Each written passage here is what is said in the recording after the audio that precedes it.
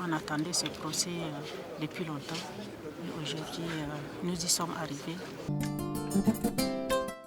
Pour nous, on aimerait mieux qu'il soit là, qu'il parle ou pas, qu'il entende ce que nous disons.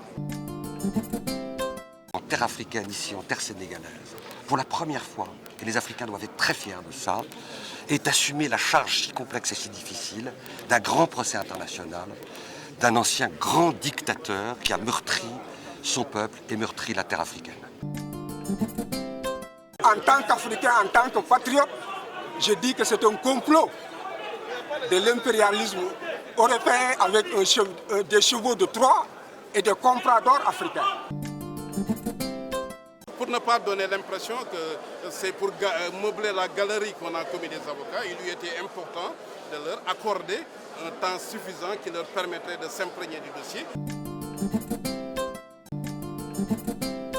Notre client, le président Hissène Habré, accusé devant les chambres africaines extraordinaires, a décidé de se défendre par la non-présence à la barre.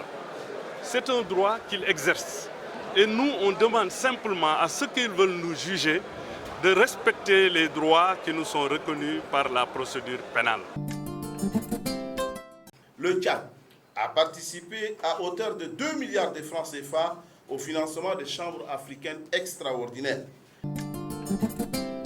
Quand on va décréter que tout est redevenu normal, elles pourront reprendre dans leur burqa, parce qu'aujourd'hui les institutions, elles peuvent mettre ça chez elles, mais à l'extérieur, qu'elles s'abstiennent, parce que ce qu'on a vu au Tchad, ce qu'on voit aussi je vais dire dans les autres pays contrées, il faut qu'on anticipe.